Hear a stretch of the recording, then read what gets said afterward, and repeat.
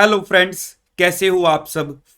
अच्छा देखिए, अभी जो मैं आपके लिए एक स्पेशल टॉपिक लेकर आया हूं, हमारे सभी बच्चे जो कमिंग एग्जाम्स सीए के देने वाले हैं, बहुत ही ग्राउंड लेवल पर प्रैक्टिकल लेवल पे जाके मैं आपकी प्रॉब्लम्स ढूंढ के आज मैंने आफ्टरनून में भी एक वीडियो डाली थी जो आपको पूरा सुपर चार्ज करेगी।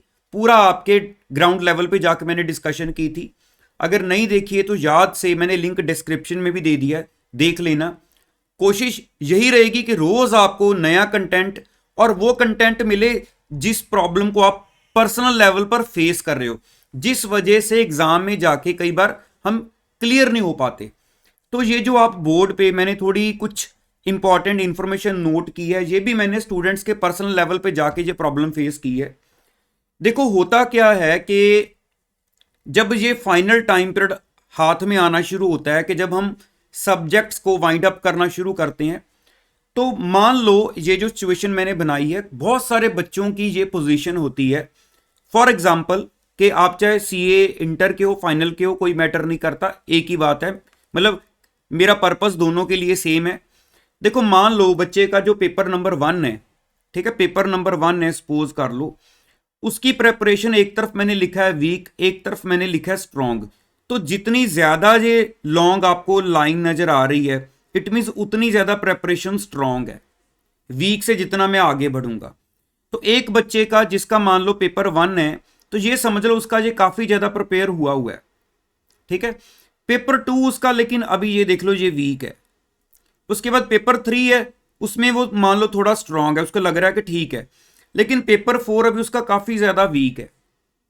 अब ऐसी सिचुएशन में नॉर्मली क्या होता है कि हमारा जो फोकस है ना, वो सारा का सारा इन पर आ जाएगा कि मैं इसके ऊपर फोकस करूं और इसके ऊपर फोकस करूं। और यहां से हमारा जो फोकस है वो कहीं ना कहीं हटना शुरू हो जाता है, क्योंकि ये दो सब्जेक्ट्स हमें तंग करना लग जाते हैं। लेकिन हम ये नहीं देखते कि कहीं ऐसा तो नहीं हो रहा कि इनकी वजह से मेरे ये दो सब्जेक्ट सफर करेंगे।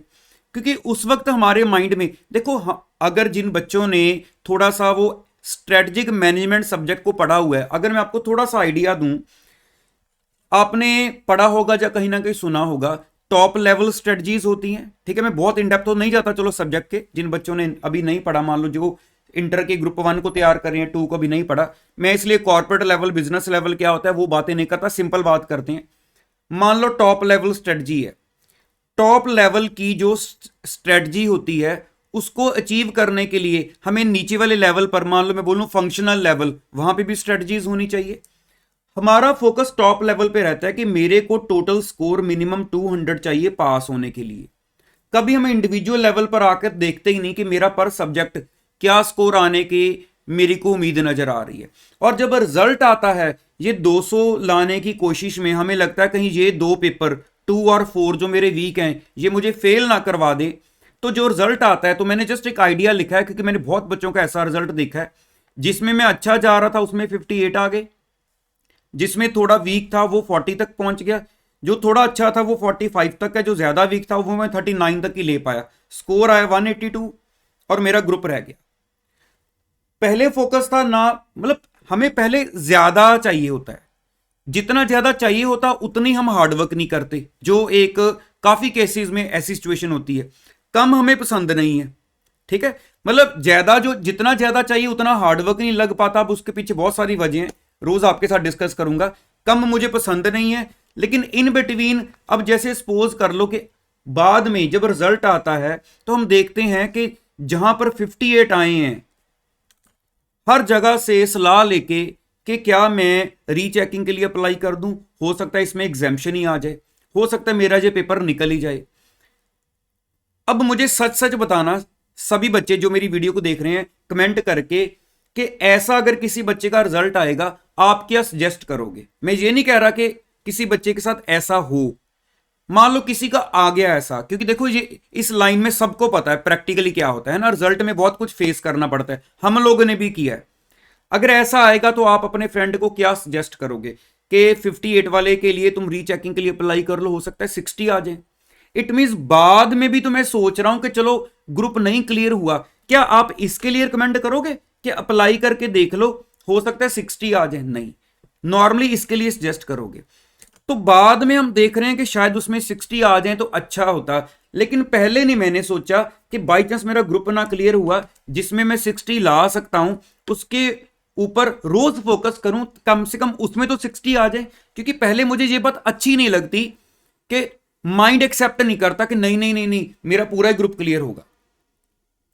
अब मेन चीज पे लेके आऊं, हमने करना क्या है, हमने देखो सिर्फ ये करना है कि मान लो अगर आपका पेपर 1 या पेपर 3 जो मैंने बनाए हैं, अगर आपको लगता है कि ये आपके प्रैक्टिकल सब्जेक्ट हैं, कि अगर ये आपके दोनों प्रैक्टिकल हैं, फिर तो आप भूल के भी इनको, जब आप 2 और 4 पर फोकस कर रहे हो, 1 और 3 को डेली बेसिस पर कुछ ना कुछ रोज देखते जाओ, इनको छोड़ो ना।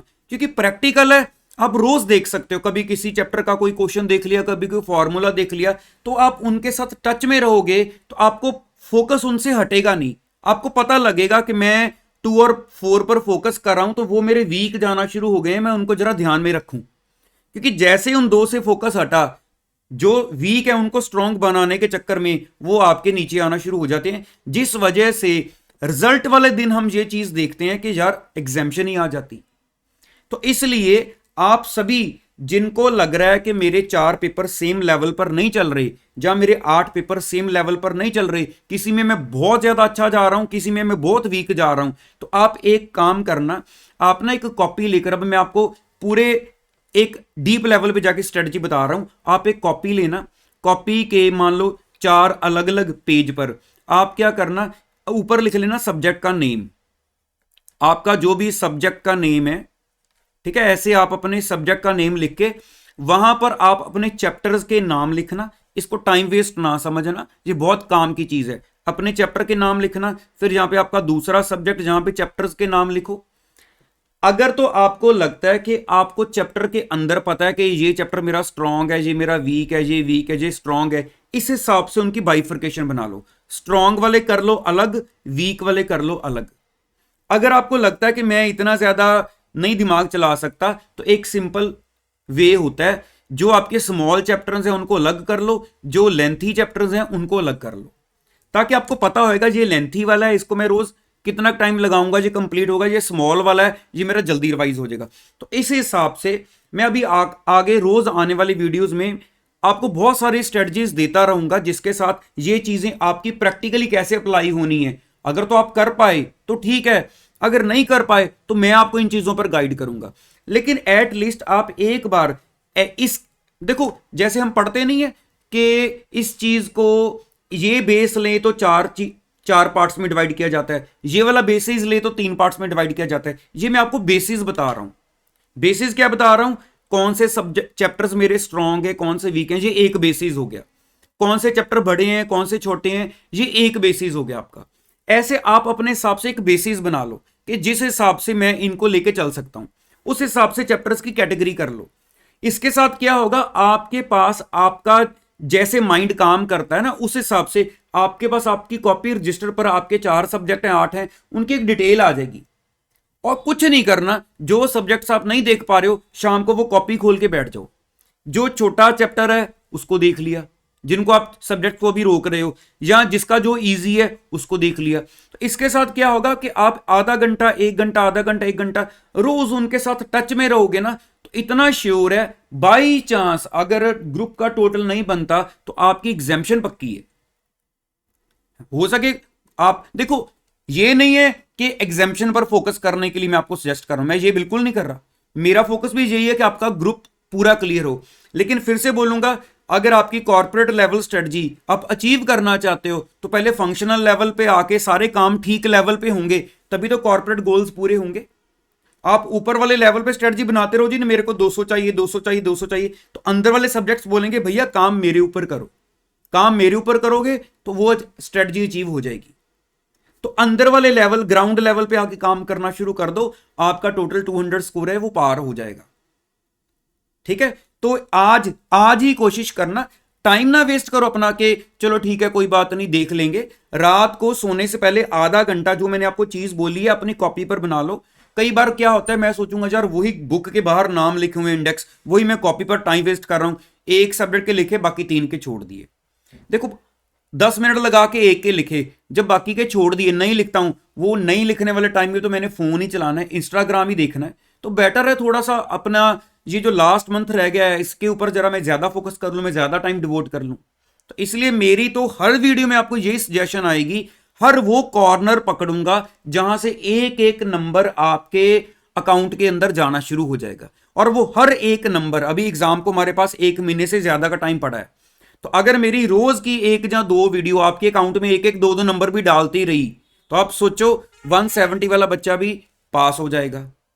हो सकता है इससे कम वाला रोज के 2 2 नंबर ऐड कर ले वीडियो देख के। तो चलो अभी इतना ही रखता हूं। अभी मैं आफ्टरनून जो वीडियो डाली थी उसमें भी मैंने बोला था, अभी दोबारा बोल रहा हूं, अपनी हर एक प्रॉब्लम को मेरे साथ शेयर करना शुरू कर दो। मेरे पास सारी नई स्ट्रेटजीज हैं इस बार, पिछली सारी स्ट्रेटजीज, पिछली सारी प्लानिंग समझ लो अब वो पुरानी हो गई है। अब मैं वो प्लानिंग्स को मैं छोड़ चुका हूं, अब मेरे पास नए मेथड्स, नई टेक्निक्स आ चुकी हैं, मेरे दिमाग ने नए वे सोच लिए हैं बहुत सारे आपके लिए, क्योंकि जितना डीप लेवल तक मैं स्टूडेंट्स के साथ रोज रह रहा हूं उतनी ज्यादा स्ट्रेटजीज मेरे माइंड में क्रिएट हो रही हैं। ये नहीं है कि मतलब मैं जस्ट ऐसी स्ट्रेटजीज लेकर आ जाता हूं, पूरा स्टूडेंट्स का रह रह के मेरे पास स्ट्रेटजीज बनती हैं। तो चलिए ऑल द बेस्ट सभी बच्चों को। ये स्कीम में आप, सच बोल रहा हूं, बहुत बेनिफिट उठाओगे अगर इसको सीरियसली फॉलो करो, और आपकी जो प्रॉब्लम्स हैं वो मेरे साथ याद से शेयर करना शुरू कर दो। रोज मिलूंगा अब आपको, रोज नई से नई वीडियो में। तो चलिए अभी चलता हूं, यहीं तक रखते हैं। Once again all the best, tension कोई नहीं करनी है, इस बार पूरे टारगेट्स अचीव करके छोड़ेंगे। ठीक है, चलो।